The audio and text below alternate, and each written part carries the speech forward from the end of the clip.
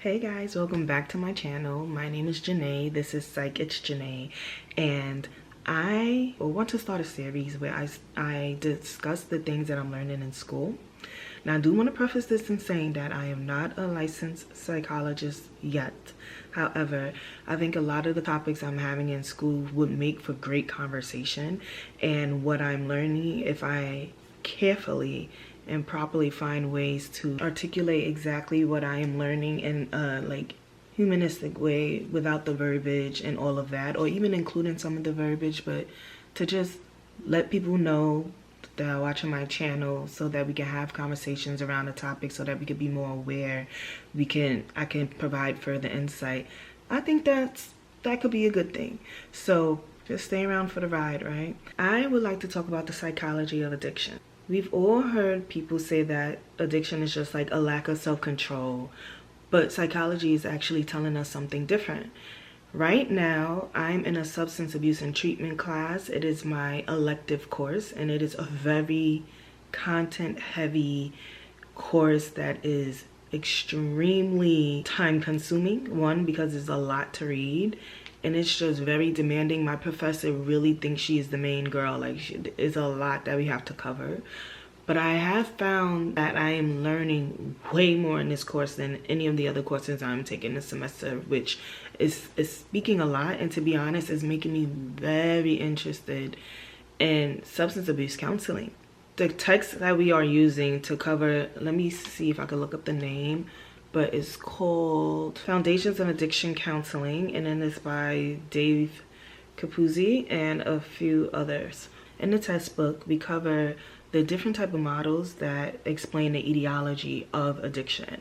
So the moral model, the psychological model, the public health model, disease model, family models, developmental models, biological models, and other like multi-causal models. These models basically explain the cause of addiction. I used to be the person who believed that addiction was a choice. Like, literally up until this class, I truly believed that addiction was a choice, partly because I didn't really understand the cause of addiction, but also to protect myself. Like, I wanted to believe that if someone is addicted, they chose to be addicted, because if I saw it as a disease, I would then have so much empathy that I would think that it was my responsibility to try and help someone if I was exposed or if I was connected to someone who was addicted.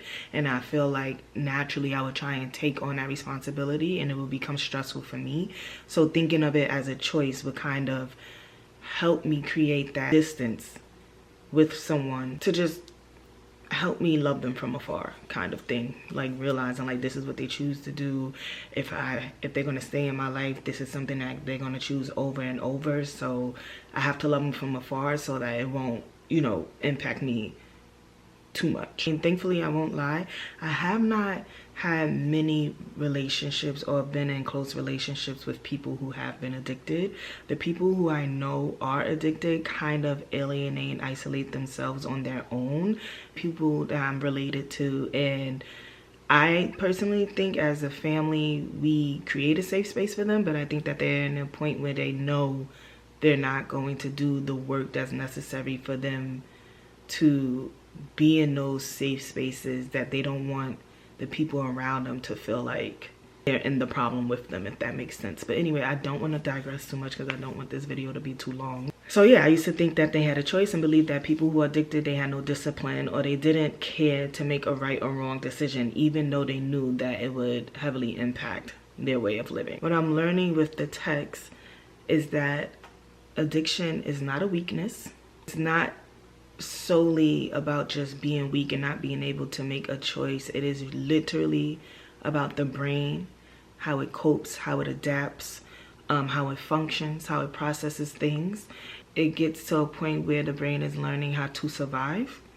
And the more I study psychology, the more I am realizing how deeply it is a human struggle as well. So in psychology, addiction isn't just about substances. It can also be about process behaviors that bring short-term relief but cause a long-term harm. And that can include alcohol, sex, social media scrolling, gambling, shopping, eating, and so much more.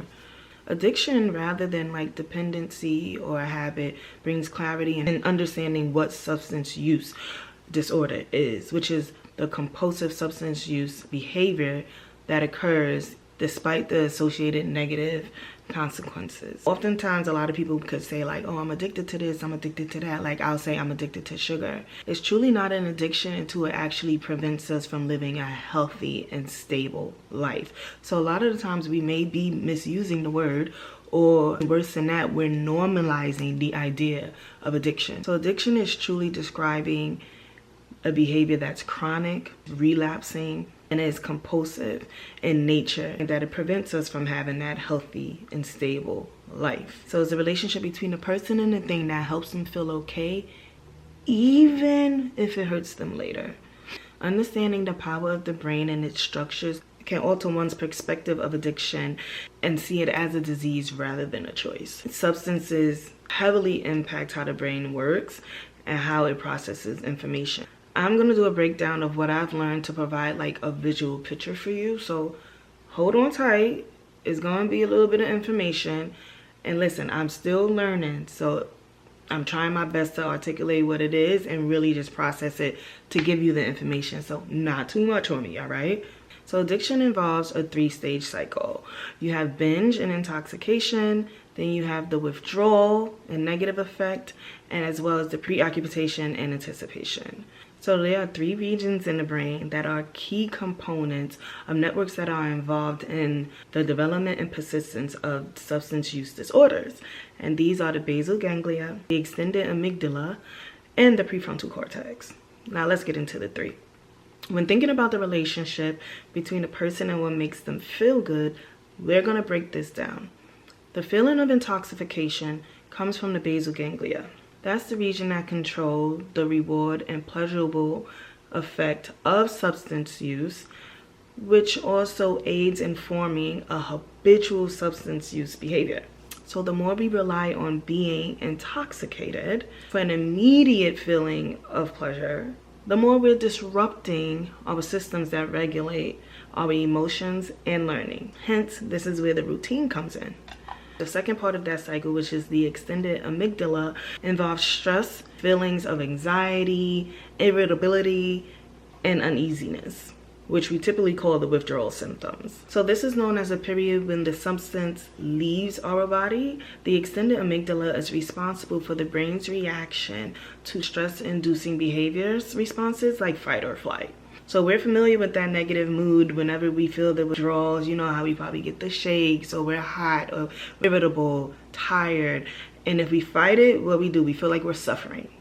But a lot of the times we go into flight mode, and what is flight mode? We immediately are like, oh, if we have another drink, we won't feel the pain again, right? Right. And what does that do? It just really relieves those withdrawal symptoms. And this leads us to that last stage of anticipation, which is associated with a sense of craving, and it involves the prefrontal cortex. So that prefrontal cortex is responsible for our cognitive processes like the executive function. Just think about the ability to organize and do activity, time management, prioritizing tasks, making decisions, and regulating your actions, emotions, and impulses. So when someone who is suffering from withdrawal systems cannot control or resist their internal impulse to use a substance again, it is due to the disruption of activity in their prefrontal cortex.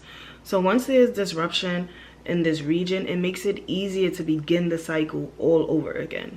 Because it's technically not the person making the decision. Their brain has been readjusted to the substance use and addicted to how it is processed, that all the initial power the brain originally had in regulating the system has been removed or is altered over time. So what I'm truly learning right now is that when I see someone struggling with addiction, psychology is teaching me that I need to look beyond the behavior. Don't just say like, oh, this person just drinks too much, or that person smokes too much, or this person is always spending money. Ask myself, what is that person really trying to soothe?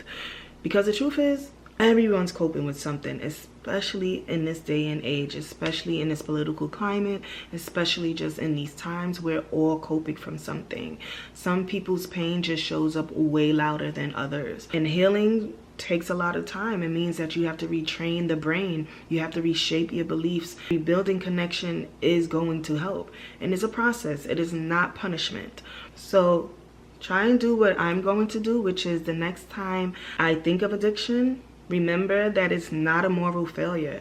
It's not the fact that somebody wants to choose being wrong over being right, or they just don't have the power to make the right decision. It's a psychological response to pain. And that means it's treatable, it's changeable, and it's deeply human. So whether you're studying psychology like me, supporting someone in recovery, or on your own healing path, I hope this gave you the opportunity to see addiction from a more compassionate lens.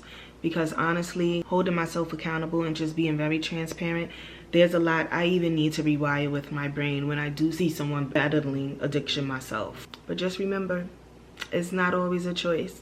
It's a disease. And people who struggle with addiction, if they're going to be surrounded by people, they should at least be surrounded by those who can support them in recovery, who can empathize with their struggle, and who can hold space for them. So let me know. That was it. See, I try my best to make it quick, but if you'd like to have more breakdowns about psychological theories or anything that I'm learning in school as I'm studying in a doctorate program for child and clinical psychology, just let me know. But leave all your comments below. What do you think about addiction? Are you related to anyone who's addicted, or have you been a support system for those? I would love to hear more about this. Yeah, just leave a comment and tell me what you'd like to hear next, and let's discuss it. I think I would love for this to be a safe space for these type of topics and these type of discussions for real. Bye, y'all. Thanks for stopping by the office. Like, comment, and subscribe, and I'll see you in the next video. Bye.